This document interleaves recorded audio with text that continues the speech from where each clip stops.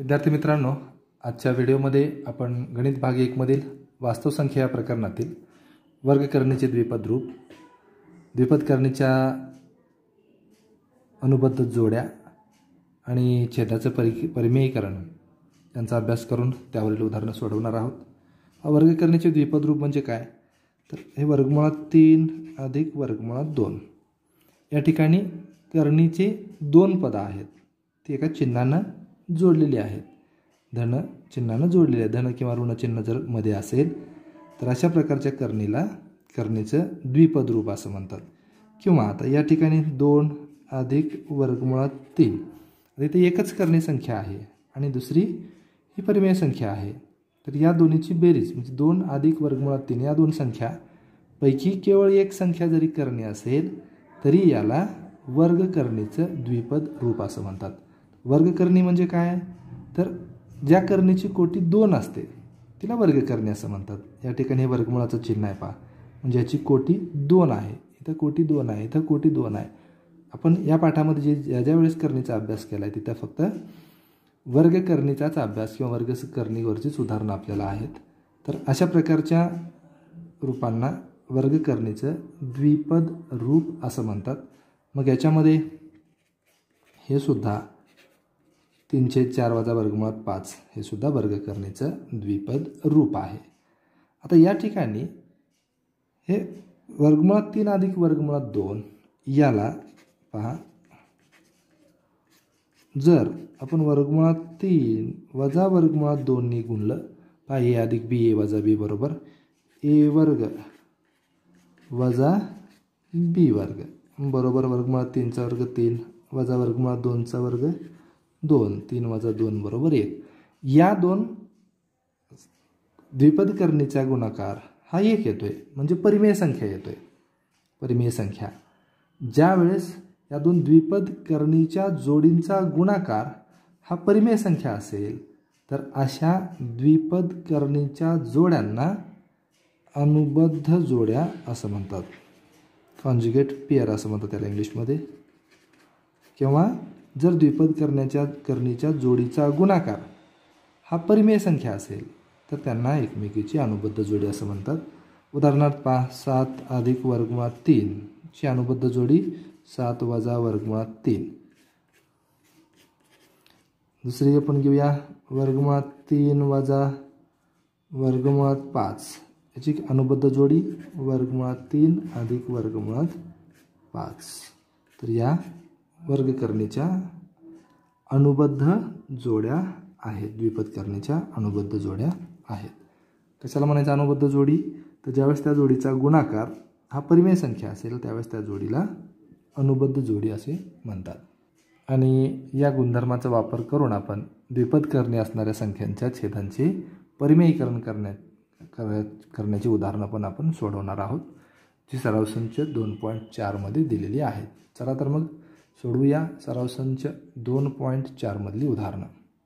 सराव संच 2.4 मधील पहिला प्रश्न आहे, गुणाकार करा। साधे गुणाकाराचं उदाहरण आहे, वर्गमुळात 3 गुणिले कंसात वर्गमुळात 7 वजा वर्गमुळात 3 बरोबर वर्गमुळात 3 गुणिले वर्गमुळात 7 वजा वर्गमुळात 3 गुणिले वर्गमुळात 3 बरोबर हे वर्गमुळात 7 × 21 वजा वर्गमुळात 3 गुणिले वर्गमुळात 3 या ठिकाणी गुणाकाराला आहे वर्गमुळात 21 वजा 3। साधे गुणाकाराचे उदाहरण आहे। दुसरं उदाहरण यासारखंच आहे अगदी।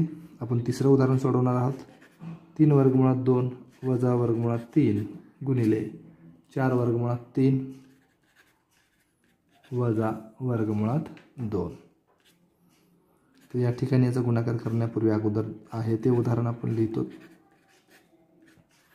आता इथं द्विपद करणी आहेत, त्याचा गुणाकार करत असताना पाहिजे प्रत्येकामध्ये 2-2 पद आहेत। तर एका कंसाने दुसऱ्या कंसाला गुणत असताना एका कंसातील किंवा पहिल्या कंसातील प्रत्येक पदाने ह्या दुसऱ्या कंसाला आपण गुणतो। 3 वर्गमुळात 2 कंसात 4 वर्गमुळात 3 वजा वर्गमुळात 2 वजा हे वर्गमुळात 3 गुणिले 4 वर्गमुळात 3 वजा वर्गमुळात 2। तर 3 चौक 12 आणि वर्गमुळात 2 गुणिले वर्गमुळात 3 वर्गमुळात 6। तिथे सगळ्यांची प्रत्येक जे करणीचं पद आहे त्याची कोटी समान आहे, त्यामुळे याचा गुणाकार हा होतो. तर 3 इथे 1 आहे, धन गुणले ऋण ऋण 3 1 3, वर्गमुळात 2 गुणले वर्गमुळात 2 2, वजा अगदी तसंच 4 1 4, वर्गमुळात 3 गुणले वर्गमुळात 3 3, ऋण गुणले ऋण धन, वर्गमुळात 3 गुणले वर्गमुळात 2 वर्गमुळात 6, बरोबर हे 12 वर्गमुळात 6 वजा 3 2 6 वजा 4 त्रिक 12 अधिक वर्गमुळात 6 पाहे 2 सारख्या स्वरूप करणे आहेत. 12 वर्गमुळात 6 अधिक 1 वर्गमुळात 6 बरोबर 13 वर्गमुळात 6 वजा 6 वजा 12 वजा 18. तर हा झाला या दोन्हीचा गुणाकार.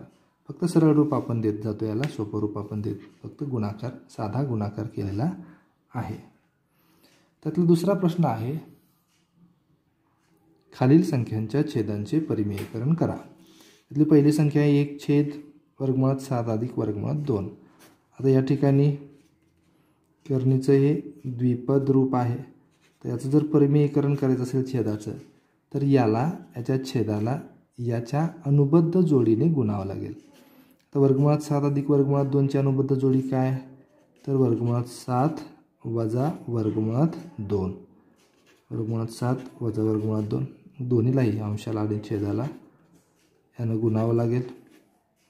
बरोबर हे 1 गुणिले आहे, वर्गमुळात 7 वजा वर्गमुळात 2 कंसात a अधिक b a वजा b a वर्ग वजा b वर्ग, बरोबर हा वर्गमुळात 7 वजा वर्गमुळात 2 छेद 7, वर्गमुळात 7चा वर्ग 7 वर्गमुळात 2चा वर्ग 2 बरोबर वर्गमुळात 7 वजा वर्गमुळात 2 छेद 5. या ठिकाणी हे छेदाचं परिमेयीकरण आपण केलेलं आहे.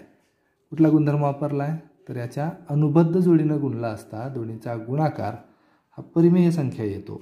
हा गुणधर्म वापरून आपण या द्विपद करणीची अनुबद्ध जोडीनं याला गुणलेला आहे. दोन्हीलाही पहिलं पद आणि दुसरं पद म्हणजे अंश आणि छेद दोन्हीलाही, आणि इथं छेदाचं परिमेयीकरण आपण केलेलं आहे. दुसरं उदाहरण आहे 3 छेद 2 वर्गमुळात 5 वजा 3 वर्गमुळात 2. याच्याही छेदाचं परिमेयीकरण आपल्याला करायचं आहे. छेदाचं परिमेयीकरण करण्यासाठी आपण या द्विपद करणीची अनुबद्ध जोडी इथं वापरणार आहोत. 2 वर्गमुळात 5 वजा 3 वर्गमुळात 2ची अनुबद्ध जोडी 2 वर्गमुळात 5 अधिक 3 वर्गमुळात 2, यानंच अंशालाही गुणायचं आहे अधिक 3 वर्गमुळात 2 बरोबर याचा गुणाकार करूया. 3 2 6 वर्गमुळात 5 अधिक हे 3 त्रिक 9 वर्गमुळात 2 आणि a वजा b a अधिक b बरोबर a वर्ग वजा b वर्ग बरोबर 6 वर्गमुळात 5 अधिक 9 वर्गमुळात 2, किंवा हे असंही ठेवलं असतं तरी चाललं असतं. आता 2चा वर्ग 4 आणि वर्गमुळात 5चा वर्ग 5, 4 पंचे 20 वजा 3चा वर्ग 9 आणि वर्गमुळात 2चा वर्ग 2, 9 दुने 18 बरोबर 6 वर्गमुळात 5 अधिक 9 वर्गमुळात 2 छेद 2. इथं छेदाचं परिमेयीकरण झालेलं आहे. कसं केलं आपण हे, तर इथं द्विपद करणी दिली होती. या द्विपद करणीची अनुबद्ध जोडी वापरून किंवा अनुबद्ध जोडीसोबत याचा गुणाकार करून आपण छेदाचं परिमेयीकरण केलेलं आहे. यानंतर पुढील उदाहरण आहे वर्गमुळात 5 वजा वर्गमुळात 3 छेद वर्गमुळात 5 अधिक वर्गमुळात 3. या अगोदरचं तिसरं एक्झाम्पल आपण इथे सोडवलेलं नाही. सोपं आहे, तुम्ही सोडवाल अशी अपेक्षा आहे. तर हेही सोपंच आहे, पण या ठिकाणी दोन्ही अंश आणि छेदामध्ये द्विपद करणे दिलेले आहेत म्हणून आपण हे उदाहरण घेतोय. पहा हे वर्गमुळात 5 वजा वर्गमुळात 3 छेद वर्गमुळात 5 अधिक वर्गमुळात 3 याच्या छेदाचं परिमेयीकरण आपल्याला करायचं आहे. मग छेदाच्या अनुबद्ध जोडीच्या सोबत याचा गुणाकार करणार आहोत. पहा वर्गमुळात 5 अधिक वर्गमुळात 3 ची अनुबद्ध जोडी वर्गमुळात 5 वजा वर्गमुळात 3. अंश आहे वर्गमुळात 5 वजा वर्गमुळात 3 आणि आपण छेदाला ज्यानं गुणलं आहे त्यानंच आपल्याला अंशालाही गुणावं लागतं बरोबर. तर a वजा b a वजा b म्हणजेच a वजा b कंसाचा वर्ग आणि हे a अधिक b a वजा b बरोबर a वर्ग वजा b वर्ग. आता या ठिकाणी आपल्या याला सरळ रूप देता येईल. ए वजा बी कंसाचा वर्ग बरोबर ए वर्ग म्हणजे वर्गमुळात 5चा वर्ग पहा वजा 2 ए गुणिले बी अधिक बी वर्ग. इथं आपण नित्य समानताचा वापर केला. ए वजा बी कंसाचा वर्ग बरोबर ए वर्ग वजा 2 ए बी अधिक बी वर्ग. ए वर्ग वजा बी वर्ग वर्गमुळात 5चा वर्ग 5 वर्गमुळात 3चा वर्ग 3 पहा वर्गमुळात 5चा वर्ग 5 वजा 2 वर्गमुळात 5 त्रिक 15 अधिक वर्गमुळात 3चा वर्ग 3 5 वजा 3 बरोबर 2 पहा 5 आणि 3 8 वजा 2 वर्गमुळात 15 छेद 2. तसं इथं छेदाचं परिमेयीकरण झालेलं आहे. फक्त आपण याला आणखी सरळ रूप देता येतं आहे म्हणून आपण ते देत आहोत. इथं 8 आणि 2मध्ये सामायिक आपल्याला काढता येईल. 2 हे 4 वजा 1 वर्गमुळात 15 छेद 2 हे 2 1 2 4 वजा वर्गमुळात 15. किंवा इथं जरी आपण उत्तर संपवलं तरी चालतं. इथं छेदाचं परिमेयीकरण झालेलं आहे. कसं केलं आपण त्याला पदकरणीची द्विपदकरणीची जोडी होती द्विपदकरणी इथं होती याची अनुबद्ध जोडी घेऊन त्याच्यासोबत गुणाकार करून आपण इथं छेदाचं परिमेयीकरण केलेलं आहे. आता आपण पुढील संकल्पना शिकणार आहोत ज्याला केवल मूल्य असं म्हणतात. इंग्लिशमध्ये याला ॲब्सोल्यूट व्हॅल्यू किंवा मॉड्युलस असंही म्हणतात. पहा जर x ही वास्तव संख्या असेल x ही वास्तव संख्या असेल तर x चे केवल मूल्य किंवा संख्या रेषेवरील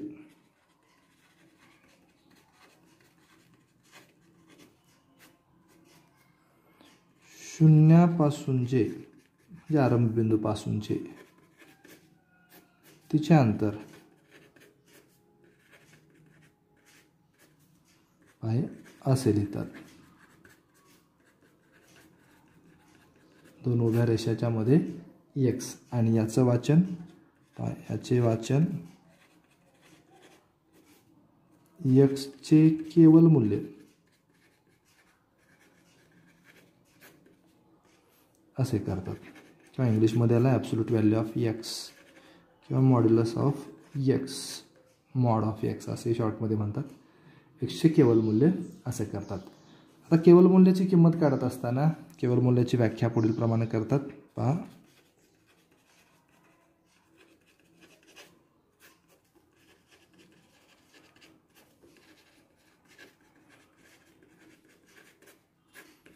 कशी करतात तर 3 कंडिशन आहेत.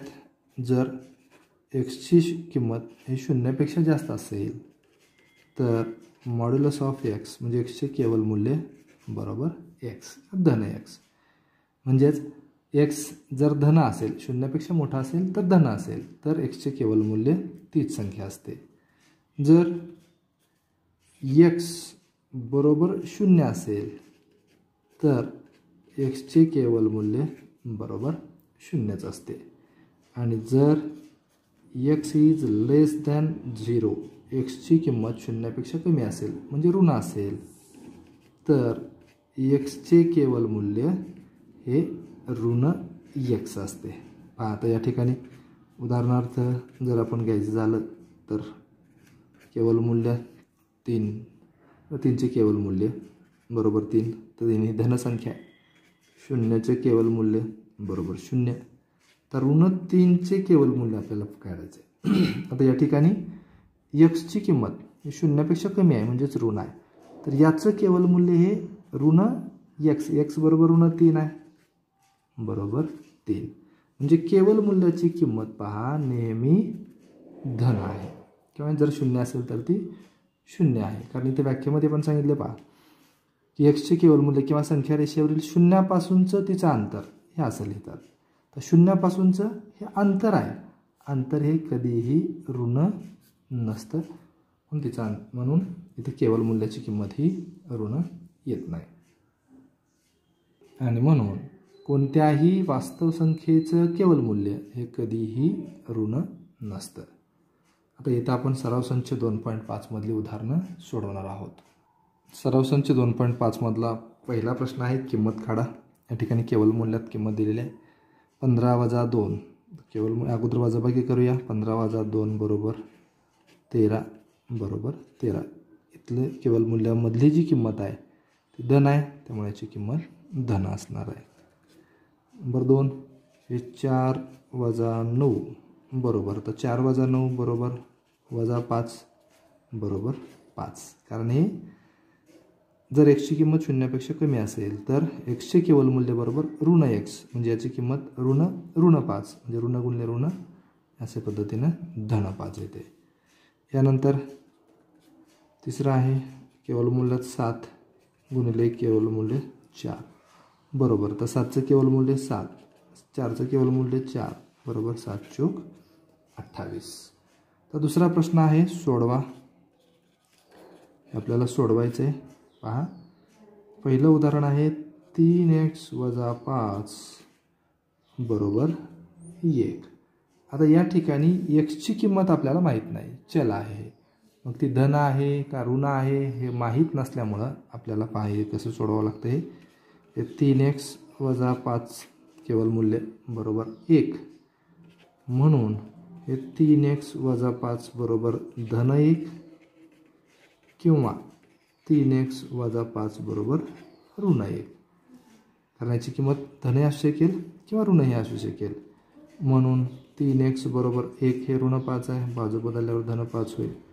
म्हणून 3x बरोबर 6 आणि म्हणून x बरोबर 6/3, म्हणून x बरोबर 2. हे 3x ऋण 1 हे ऋण 5 आहे, बाजू बदलल्यावर धन 5 होईल बरोबर 4. 3x बरोबर 4, म्हणून x बरोबर 4/3. या ठिकाणी एक्सची किंमत 2 किंवा 4/3 आलेली आहे. अशा पद्धतीने ही उदाहरणं सोडवायची आहेत. यानंतर दुसरं उदाहरण आहे केवल मूल्य 7 वजा 2x बरोबर 5. या ठिकाणी पण चल आहे, याची किंमत धन किंवा ऋण असू शकते. म्हणून 7 वजा 2x बरोबर 5 किंवा 7 वजा 2x बरोबर ऋण 5. म्हणून हे ऋण 2x आहे, बाजू बदलल्यावर धन 2x होईल. धन 5 आहे, बाजू बदलल्यावर ऋण 5 होईल. 7 वजा 5 बरोबर 2 बरोबर 2x, म्हणून x बरोबर 2. हे 2 गुणिले आहे, बाजू बदलल्यावर भागिले होईल, म्हणून x बरोबर 1. आता इथं हे ऋण 2x आहे, बाजू बदलल्याचे धन 2x होईल. हे 7 ऋण 5 आहे, बाजू बदलल्यावर धन 5 होईल. 7 आणि 5 12 बरोबर 2x, म्हणून x बरोबर 12. हे 2 गुणिले आहे, बाजू बदलल्यावर भागिले होईल, म्हणून x बरोबर 12 बेसाही 12, म्हणून x बरोबर 6. x बरोबर 1 किंवा x बरोबर 6. यानंतर तिसरं उदाहरण आहे केवल मूल्य 8 वजा x/2 बरोबर 5. तर हेही उदाहरण असंच सोडवायचं आहे. मग 8 वजा x/2 चे केवल मूल्य बरोबर 5, म्हणून 8 वजा x/2 बरोबर धन 5 किंवा